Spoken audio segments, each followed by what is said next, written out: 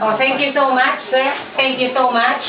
The DepEd this time has given us a form wherein we could write, we will be submitting this to our secretary in the DepEd through our superintendent and regional director, and so that you will be our first client to be submitted and reported to our very own secretary, Jess Lilapos, passing through our division. If you will be, if you are really our sponsor, who will now adapt our 15 students. Meaning to say, in the form of your allowance, the monetary allowance that you are aiding them, the miscellaneous that you are trying to, the amount to the parents or the students.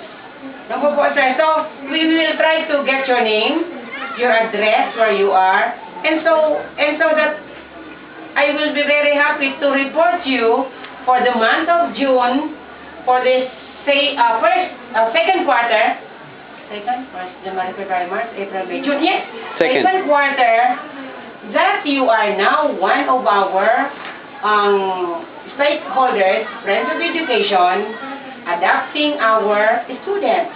These students needing the assistance. So are you now really our Minong? Yes. We have been helping a lot of your students, but this is the first time that we stop by school. Normally we give it straight to the students. But then I realized they are... Because, sir, that did not pass through our office, so we do not know even that they are recipients of such scholarships. This is the fourth Yeah, year. we have started. I have known, yes, pero sa fourth year po yung graduating, but so far this is the first time. No, we start from grade first year.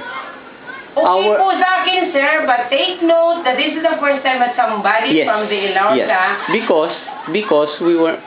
this is the first time that we came to the school. So thank you so much. Normally, pinag-i-award sila ng drive to sa munisipyo. Sa mga recipients. Yes. Anyway. Even hindi munisipyo po, sir, hindi po kami nun dito involved. Yeah. When in fact, kami po, kahit pa paano, ay apektado di fact ng DepEd po, ay iba sa LGU. Oo po.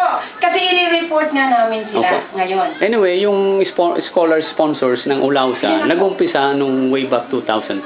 Thank you so much. I have heard up to the present. So I have heard that. I have heard already that. And we have recipients really. However, I have heard, but it's only not... You haven't met them. This is the one. This is the first time I have heard. We have recipients, but they did not even tell me, Ma'am, ako ma'am, ilaw sa ganun. Wala sila. Kung hindi pa po ako magtanong na, raise your hand, children who are, but I have reported that there are private individuals, groups, associations, adopting our students. The term now is adopt, not anymore adopt a school because it is OPS. Adopt a school, you are adopting Oas Polytechnic School through the miscellaneous fees that you are extending, giving as an aid to the students. Needy students. Needy students. The students who are needing such assistance.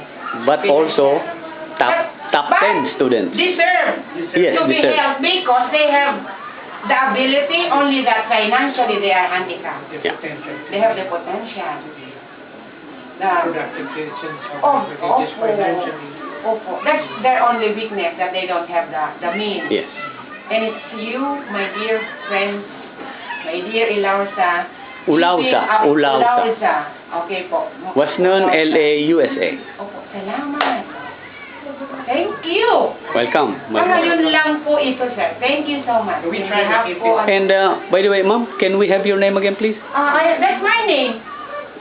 I am Natividad. Miss Natividad Rapisora, the principal of Oas Polytechnic. From Ginumbatan. Yes po. But being an R, I'm adopted. I'm also an adopted daughter of Oas. Of Oas, being an R.